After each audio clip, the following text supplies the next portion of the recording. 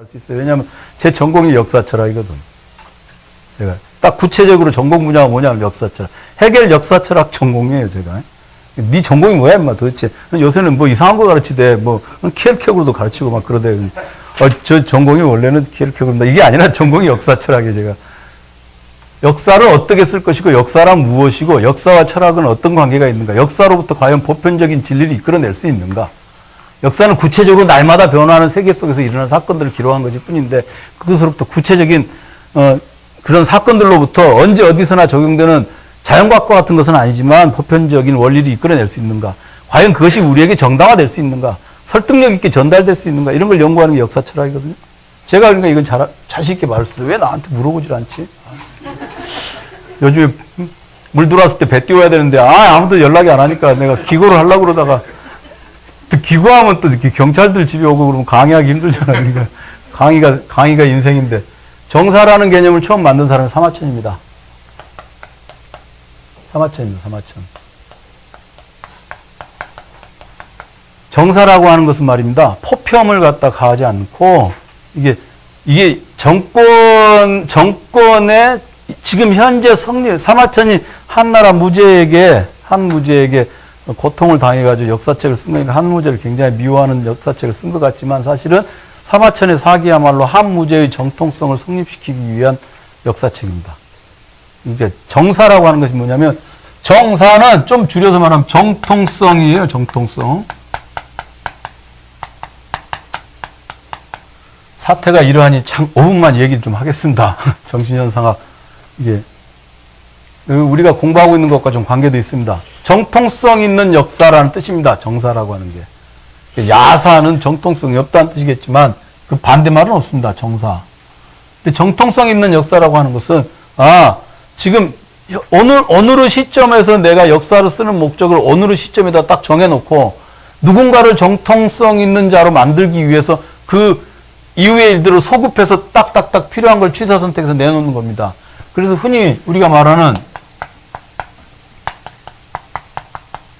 역사의 춘추필법이라고 그러잖아요. 공자가 썼다고 하는 게 춘추필법이라고 하는 게 굉장히 엄밀한 역사적 방법처럼 알려져 있는데 사실은 그렇지 않습니다. 춘추필법이라고 하는 것은 오늘의 정통성을 세우기 위해서 과거의 사실을 도덕적 기준으로 포평하는 겁니다. 포상하고 폄하하는 겁니다. 도덕적 기준으로 역사를 포상하고 폄하한다. 그럼 도덕적 기준은 오늘날 세우는 거죠. 그럼 그 도덕적 기준이라고 하는 것이 권력에 의해서 세워질 수도 있죠. 도덕적 기준이라는 게 그 영구 불변한 게 아니거든요. 그러니까 춘추필법이라고 하는 것도 사실은 그거는 굉장히 헛소리일 수가 있어요. 이게 유가적인 역사 의식하고 사마천식의 정사 이것을 갖다가 결합을 하면은 이렇게 딱 나옵니다. 그럼 이것에 딱 대립되는 역사가 뭐냐? 이게 정사 서양에서 나온 역사책 중에 정사에 해당하는 것들이 뭐겠습니까? 구약성서 같은 겁니다. 구약성서. 하느님이 우리를 돌보아 주시고 까부는 놈들 혼낸다는 것을 증명하기 위해서 써놓은 게 구약성서의 역사책들이잖아요. 그거 읽고 우와 맞아 이렇게 말하는 사람 우리 뭐라고 합니까? 미친놈이라고 그러죠. 개독이라고 그러죠. 개독 그런 사람들은. 그렇지 않습니까? 근데 이것에 대립되는 것으로 나온 게 과학으로서의 역사입니다. 과학으로서의 역사. 그러니까 사실은 정사라고 하는 이 아이디어를 최후로까지 옹호한 사람이 누구냐? 정사라는 아이디어를 최후까지 옹호한 사람이 누구냐? 해겔이에요.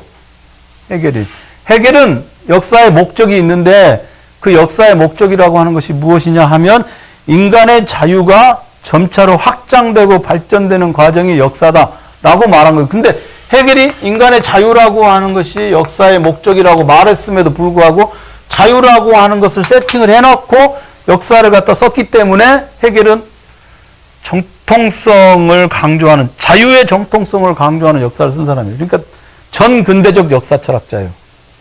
마지막 역사 철학자예요. 전근대적. 우리가 길을 가고 있는데 길에서 어떤 사람이 만나가지고, 도에 대해서 궁금하십니까? 이렇게 사람 가끔 만나죠. 요새는 없더라. 그 사람들 다 어디 펀드 받아서 이제 외국으로 갔나? 못 만나죠, 요새? 예, 없습니다. 그러게. 없어요. 전에는 홍제우체국 앞에 가면 꼭 있었는데. 저한테 꼭 물어요. 만나본 적 있으세요? 도에 대해서 궁금하십니까? 그럼 어떻게 해요? 그냥 가요? 아니, 본인이 만났을 때 그냥 가면 돼요? 끝까지 안 잡아요? 아, 빨리. 그놈들 때문에 걸음을 빨리 하게 돼요? 아이, 그러지 말고. 저는 도에 대해서 궁금하십니까? 그러면 머리를 딱 풀어헤치면 그들이 도망갑니다. 내가 도사다, 이놈아. 내가 머리 풀어헤친 걸 본 사람은 다 알 거야. 본 적 있어? 없어? 네. 내가 도사야. 내가 도사다, 이놈들아. 그럼 딱 도망갑니다. 내가 가르쳐 주마! 막 이러면서. 그러니까 그 사람들, 그래서 막 이렇게, 예수 믿고 천국 가세요. 이렇게 나눠준 사람 있잖아요. 그럼 그 사람들하고 우리가 얘기하면 그 사람들은 그 어떤 사건도 한 번 딱 이게 역사의 목적을 머릿속에다 세팅을 하면 눈앞에 펼쳐지는 그 어떤 사건도 다 그것을 정당화하는 사건들로 증거가 되죠. 그죠? 아무리 사소한 것이라 할지라도 그것을 정당화하는 증거로서 작용하죠. 아주 넓은 의미에서는 그게 오셀로 프레임이에요. 오셀로 프레임이라고 합니다. 제가 만든 말이라 지금 감히 말하기는 그런데 살짝 조그맣게 쓴다. 오셀로. 네? 섹스피어 드라마 아까 지워야지. 쪽팔리니까. 제가 만든 말인데 이게 오셀로가 그러지 않습니까? 섹스피어 드라마에서 오셀로가 일단 자기 아내 데스데모나를 의심하기로 결정했어. 마음속에서 프레임이 작동했어. 이 여자는 나쁜 여자야 라고 딱 애비를 할 뿐만 아니라 배드해. 악하기도 하고 행실도 나빠. 그죠? 그러니까 이게 죽여야 되지. 막 이렇게. 그러니까 이제 그다음부터는 아무리 반대 증거가 나타나도 얼마든지 이 여자의 배드와 애비를 증명하는 증거로서 작동해보니까 무슨 말을 해도 계속 늪에 빠진 사람처럼 버둥버둥 해도 계속 빠져들어가는 거 아니에요? 그게 이제 그걸 오셀로 프레임이라고 합니다. 사람은 그렇게 인식을 해요. 한번 마음속에 딱 뭔가를 세팅을 해놓으면 그렇게 인식을 합니다. 그렇게 인식을 합니다. 그래서 그것을 그렇게 착각하지 않도록 계속 그 전투부대에서 일하는 사람들 훈련을 해요. 그게. 근데 과학으로서의 역사, 이거는 뭐냐면 이게 그래서 여러분들 뭡니까? 실증사라는 게 이렇게 나오는 실증사학이라는 게 여기서 나오거든요. 실증사학이라는 게 as it is로 역사는 있는 그대로 쓰는 것이다 라고 하는 게 이게 과학으로서의 역사의 출발점. 그런데 이게 바로 헤겔 시대에서 바로 그 어간에 나옵니다. 그 유명한 랑케 아시죠? 랑케 실증사학. 있는 그대로. 실증사학이라고 하는 것을 사람들이 되게 싫어해요. 싫어하는데 그럼 뭐 자기 개인의 역사, 김현영 군한테 김현영 개인의 역사를 써봐라 이렇게 말하면 괴로웠던 일들은 절대 말하지 않고 나쁜 일은 절대로 말하지 않죠. 그거는 아무런 영향을 미치지 않기 때문에 이 사람의 역사를 알아서 뭐 내 인생이 바뀐다고 생각 안 하시죠? 그렇게 살다 죽어라 이런 생각밖에 안 들지 않겠어요? 아무리 잘났다 하더라도 그죠? 아이고 어린 놈이 말이야. 그래. 나이 먹어봐라. 고통도 다 이게 받아들여야 하느니라 이런 때가 온단 말이야. 근데 지금은 막 그걸 감추고 싶어서 난리를 죽이는 거야. 그런데 김현영 군이 아무리 그렇게 써봐야 우리들에게는 아무런 영향을 미치지 않죠. 우리가 읽지 않기 때문에. 네? 뭐 시련은 있어도 도전은 없다. 지금 읽어요? 누가? 세계는 높고 할 일은 많다. 지금 누가 읽습니까? 누가 읽습니까? 아이고 그냥 누가 써줬겠지. 딱 나온 순간 알아. 그룹사 차원에서 사고 그다음 나온 순간 누가 써줬겠지. 뭐 자 그게 정사예요. 그게 그런 것들이 다. 근데 as it is가 아니거든요. 실증적으로 쓴 게 아니기 때문에. 실증사학이라고 하는 말을 여러분들 딱 들었을 때 이 실증사학이라고 하는 것이 실증사학이라고 하는 것이 기독교적 관점에서 역사를 신이 그러니까 역사라는 말이 이렇게 있지 않습니까? 역사가 이렇게 있는데 역사라는 말도 있어요.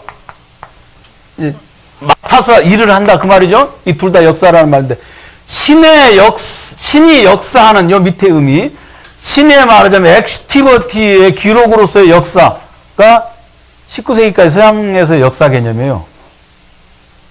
그게 19세기 서양에서의 역사 개념이고요. 신의 액티비티로서의 역사. 그럼 이것이 2000년 가까이 서양에서 계속 유지되어 왔는데 이거를 깨트리는데 얼마나 힘들었겠습니까? 실증사학이라고 하는 게 얼마나 그러니까 강력한 위력을 가지고 그것을 정립하는데, 과학으로서의 역사를 정립하는데 얼마나 노력을 했습니까? 그게, 그래서 역사학이라고 하는 게 실증사학. 이게 이렇게 생긴 겁니다. 이게. 그러니까 조선왕조실록 같은 것을 이렇게 서양 사람들이 보기에도 조선왕조실록을 탁월하게 생각하는 게 뭐냐면, 조선이 건국한, 조선 건국회가 몇 년이에요? 몇 년이에요? 예? 1392년. 예. 1392년이면 까마득한 옛날입니다. 이게 랑케나 이런 사람들이 1800년대 사람들이에요. 1800년대. 그럼 계산해보세요. 1848년에 마르크스가 공산당 선언을 썼습니다. 그러니까 그걸 딱 연대를, 표준연대를 잡고 계산. 500년 차이 나죠? 그죠? 서양 사람들이 조선왕조실록을 보면 500년 전에 얘네들이 이런 역사를 썼다고 보면 놀라운 거예요. 이게 그래서 세계문화유산인 거예요. 1392년에 그 정도 수준의 역사책을 쓴 나라가 없어요. 그게 어떤 방식으로 썼냐? 신의, 왕의 역사로서의 역사를 쓰지 않았다는 거예요, 그게. 왕의 역사로서의 역사를 쓴 게 아니라, 왕은 자기에 대해서 어떻게 기록했는지 못 보죠? 그럼 어떻게 돼요? 그 쓰는 사람이. 정통성의 역사를 안 써도 되죠? 아, 왕이 치질이 심하여 하루에 화장실을 3번을 갔으나 피똥을 쌌다. 왕이 말하고 싶겠어요? 제가 치질이 좀 있습니다. 아, 벌써 말해버렸네. 그런 거 남기고 싶지 않은 기록도 있지 않겠어요? 그런 것들을 이 사람들이 승정원 일기에서 날마다 기록하지 않습니까? 그거, 그 다음에 저기서 갔다 온 사료들을 갖다 쫙 사초를 모아가지고 기록을 해가지고 공식 기록을 만드는데 그 과정에 왕이 개입할 수가 없어요. 그럼 왕이 개입할 수 없는 건 뭐예요?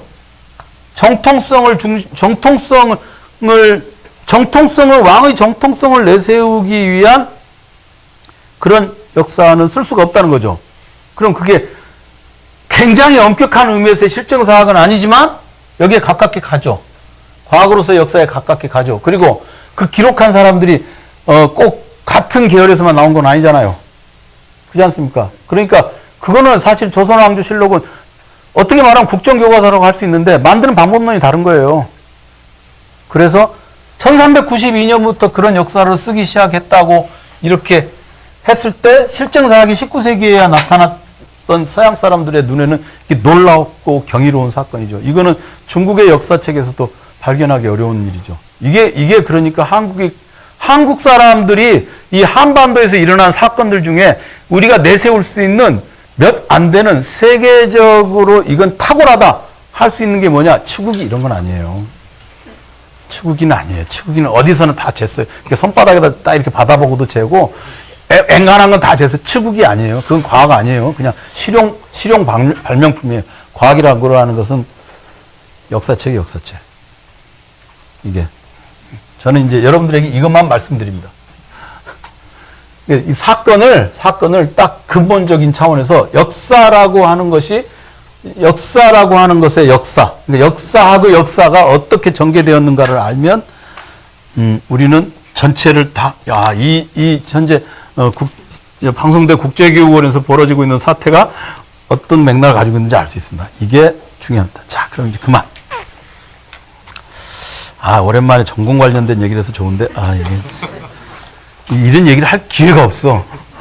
그리고 한국은 너무나 정치적 상황이 엄혹해서 이런 얘기를 할 기회가 없어. 맨날 뭐 그냥 섹스피어나 읽고 있어야지. 이게 오셀로 뭐 이런 거나. 네. 그것도 뭐 제가 이 시대에 태어난 잘못이겠죠. 자, 그러면 목차를 이렇게 보시면 A, 의식 B, 자기의식 C, 이성 이렇게 돼 있는데 유심히 보니까 일단 큰 덩어리는 A, B, C죠. A, B, C가 있습니다. A, B, C가 있는데 이렇게 지금 보면은 그렇게 돼 있습니다. A가 의식, 그 다음에 B가 자기의식, 그 다음에 C가 이성입니다. 그런데 C점하고 바로 이성이 아니라 다음에 괄호하고 AA가 또 있죠. 예, 이거 제가 잘못한 거 아닙니다. 원래 있는 그대로 써드린 겁니다. 제가 잘못한 거 아니에요. 그 다음에 B가 있습니다. 뒤로 넘겨보세요. B 정신이 있고 CC 종교가 있죠. 그죠? 아, CC가 종교다. 그럼 도대체 얘는 또 이건 또 뭐냐 말이죠. 이게 좀 어이가 없습니다. 그러면 요건 요렇게 생각을 하시면 됩니다.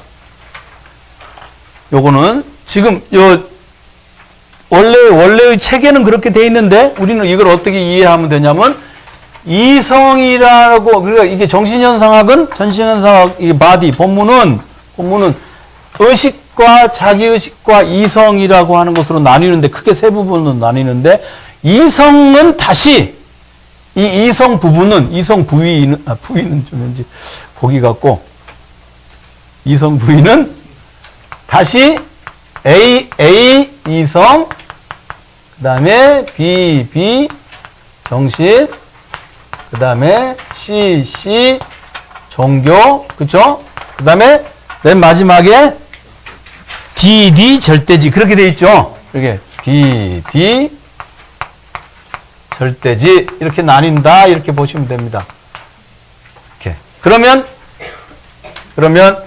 크게 나눠서 의식, 자기의식, 이성으로 되고 이성 아래에 이성, 정신, 종교, 절대지 이렇게 있다고 보시면 되겠죠. 일단은 그럼 이제 문제는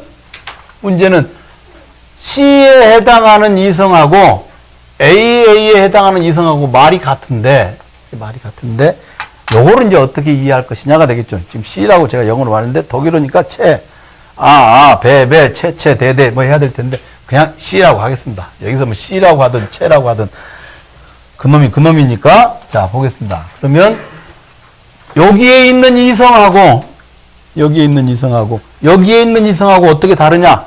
여기 좀 문제가 되겠죠? 그러면 이제 그냥 아주 간편하게 얘기할 때 우리가 이럴 때 쓰는 말이 있죠. 넓은 의미의 이성, 좁은 의미의 이성 이렇게 되겠죠. 예. 이런 것도 이제 요령으로 알아두십니다. 넓은 의미의 이성, 좁은 의미의 이성. 그러면 넓은 의미의 이성은 뭐겠어요? 좁은 의미의 이성보다 넓은 의미의 이성은 뭐냐니까 좁은 의미의 이성보다 넓은 거.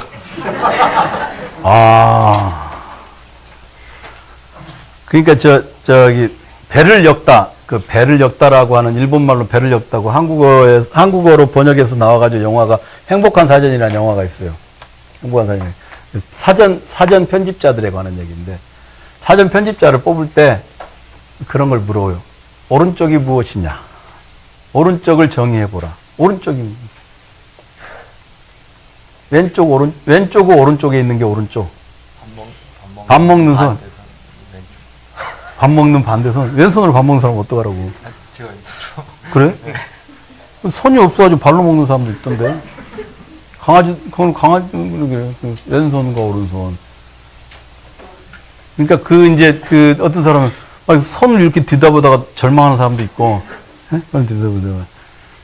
정북을 바라보았을 때 동쪽에 해당하는 쪽. 이렇게. 불변의 기준을 뭔가 드러내야 된단 말이에요. 지금 호석 씨가 말하는 게 넓은 의미의 이성이 뭡니까? 이렇게 말하니까 좁은 의미의 이성보다 넓은 거. 그렇게 말하면 이게 상대적으로 규정하는 거죠. 네, 그렇대요. 뭐 어떻겠습니까? 넓은 의미의 이성이 뭐냐? 그렇게 말하면 좁은 의미의 이성과 정신과 종교와 절대지를 포함하는 이성. 그렇게 말해도 되죠. 그 다 상대적인 거죠. 네. 그런데 이제 여기서 여기에 나와 있는 이성하고 지금 체에 해당하는 부분, 이 부분을 전체를 다 설명하는 건데, 여기에 해당하는 이성, 즉, AA에 해당하는 이성하고, 정신하고, 종교하고, 절대, 세 가지 모두는, 그냥,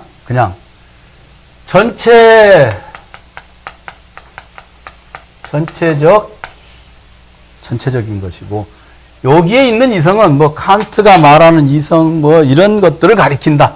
그냥 말 그대로 좁은 의미의, 또는 좀 자질구레한 거, 자연과학적인 이성, 뭐 이런 것들을 가리킬 때 쓰는 말이다.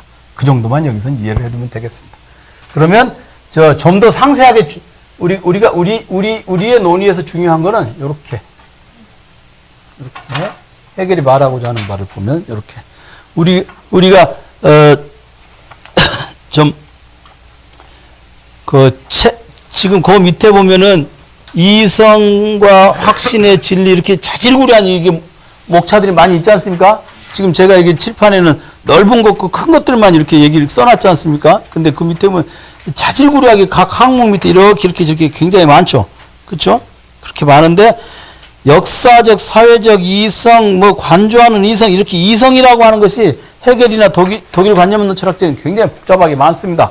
그런데 그냥 그런 자질구레한 것들은 다 털어버리고 요 세 가지 항목만 가지고 얘기를 해보면 의식이라고 하는 것은 요 앞에 대상이라고 하는 말을 하나 딱 넣어서 대상이라고 하는 말이 요 앞에 있다고 생각을 해서 의식이라고 하는 말은 대상이라고 하는 항목이 밑에 있다, 안에 있다고 생각해서 이거는 뭐냐? 그냥 여기는